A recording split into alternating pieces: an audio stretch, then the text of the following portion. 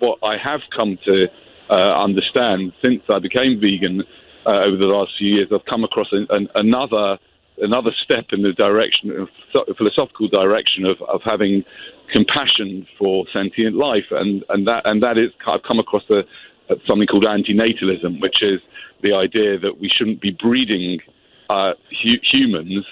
We shouldn't be having more humans because we cause so much suffering, and it causes so much suffering to the animals as well, and especially people who are going to bring up their children to eat meat. Wow. They're bringing people into the world that are going to cause huge amount of unnecessary suffering to animals and to other humans. That is the fastest way to extinction possible. Yeah, well, what's wrong with that? There's nothing wrong with that. We are all going extinct anyway. Well, there's nothing wrong with extinction. I mean, extinction is going to happen inevitably. But you're choosing to make us extinct. Well, yeah, I think that we should.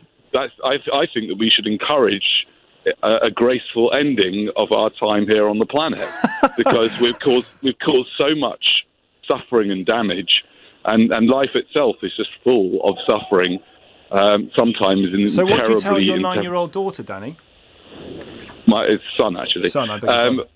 What do I tell them? Yeah, I tell them that I encourage them to question their own reproduction. Absolutely, I encourage them. Do you encourage them to question whether they should be here in the first place? Yeah, I don't want grandchildren. I don't want them to, and I don't want them to impose life on another generation for no good reason. Well, why would you judge those who are yet to be born on whether or not they're going to do damage to animals? They haven't been born yet. Well, they haven't been born, but I came to this idea, by the way, because of the questions that you get asked. Yeah, which it is sounds what to me, about Danny, the with animals? respect, you came to this idea rather late, given you've had a child. Correct, absolutely. I've had 3 children. Wow, that's my youngest. Yeah.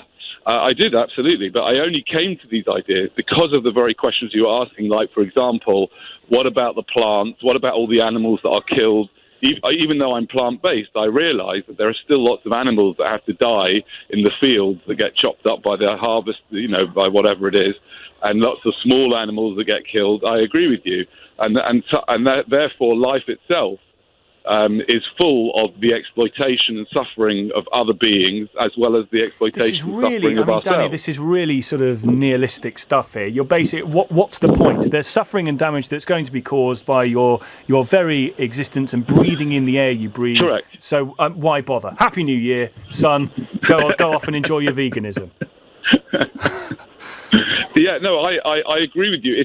Although these ideas are not pure nihilism, because the ideas of anti-natalism are based on the fact that actually there is something that has value, and that is unnecessary suffering, and that therefore there is a point in reducing unnecessary suffering, opposed to nihilism, which says there is no point in anything. Do you just finally, because I think I've not met anyone yet in the veganism argument who says, well, let's not bother with any of it, it's all a waste of time. Do you think that animals have the same moral standing as human beings, or we should have the same moral standing as animals?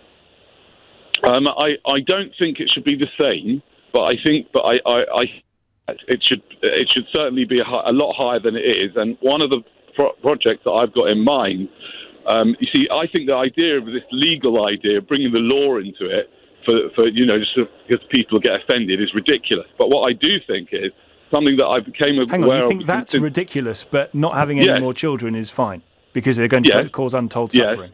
Yes. Well, but before I say that, what I wanted to say is that what I do plan to start off a petition is to change the law. The current Animal Welfare Act only covers protected animals, right? And so, in other words, and the Welfare Act basically reads, or part of it reads, that you are not allowed to cause unnecessary suffering to animals, right? But only protected animals. I believe it should be all animals. All animals should be protected from unnecessary cruelty and suffering. I don't know how you do that. As you say, you breathe in bugs, you eat spiders in your sleep. How are you going to get around it? Danny, I appreciate the call. I've not had anybody yet who welcomes the extinction of humanity, but, there's a lot that could come in 2020.